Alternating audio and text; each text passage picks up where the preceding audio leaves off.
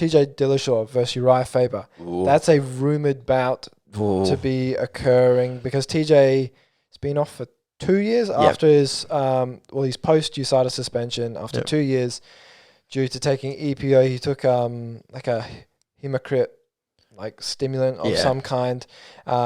He says he only used it to get to 125 because 6 weeks out he felt like absolute shit. Yeah, he didn't really but we don't know if he took that earlier. He kind of didn't act like, I didn't do it. When I watched his confession video, he didn't really act like he did anything wrong. You know what I mean? He was you can't really justify it. He said sorry and he knows it, but he seems so nonchalant about it. Yeah, he didn't really he didn't sound sincere. You know what I mean?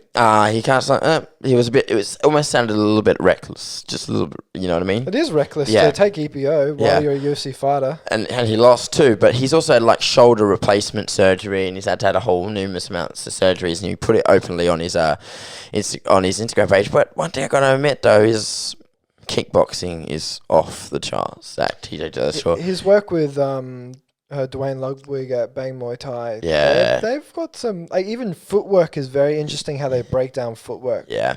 So, the reason why we ask is, why is this fight so important? Well, Urijah Faber is his former coach. Because Urijah Faber ran Team Alpha Male, and Dillashaw was, one of his students, and he left the show. Oh, sorry, he left the gym to go, where did he go to train? Just went to Dwayne Ludwig's. Yeah. I think it's just Bang Muay Thai and the different coaches that were there, Yeah, and then obviously they had an issue with TJ for doing that. Even Conor gave Uriah so much shit on the Ultimate Fighter for doing it, and he goes, "Oh, here he is, the little snake in the grass.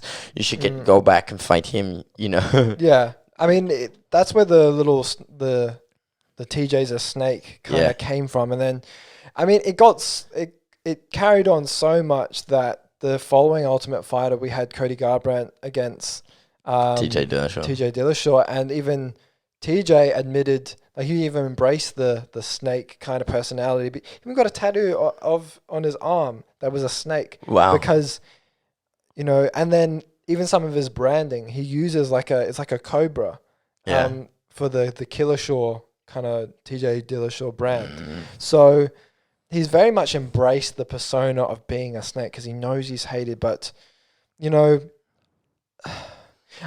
thing about the EPO is he really did tarnish, because he looked so good at bantamweight.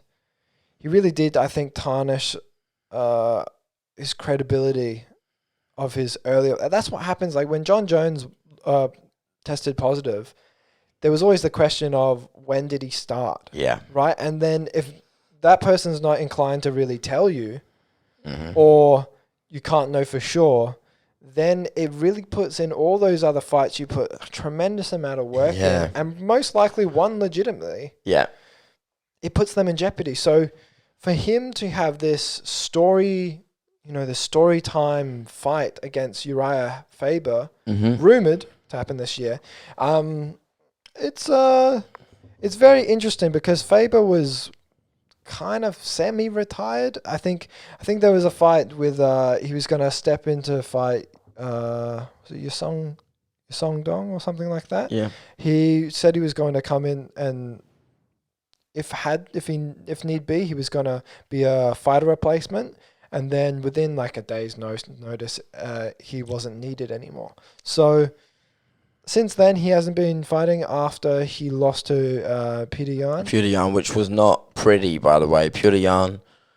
Not exactly a slouch to lose to when you're kind of out of your prime. Yeah, that's the thing, though. I kind of feel like this fight's good because we love to talk, because like we said many times in this podcast, bad blood is good for business.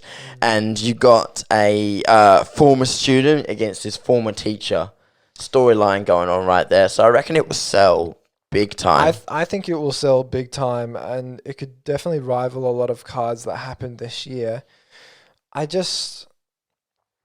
feel like it's not really that. It's the wrong time. It's the wrong time. It could have happened 3 or 4 years ago. 3 or 4 years ago. I feel like it could have happened when TJ Dillashaw had the belt.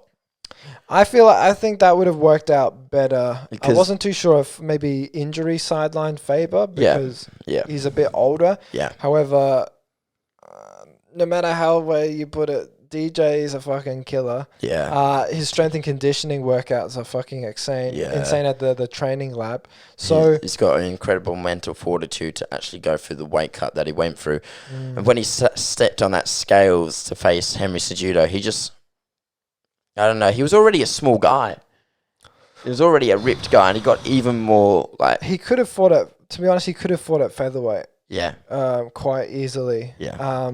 For him to go down to flyweight it was far too much for his body. Yeah. I don't think that was right. And it also made sense why he just couldn't take the punishment against Cejudo, who is the smaller guy. Yeah. I don't see why they couldn't have got Cejudo to move up to bantamweight. I think TJ he wanted to do something that had never been done before, and it shows that he's quite ambitious, but he took something to get him there, which meant it really does. Even if he did get it, it would have tarnished whether or not he could even achieve it on his own. So the fight's very interesting. I'd love to watch it. I just feel like Urijah, he's a really good fighter, very seasoned vet.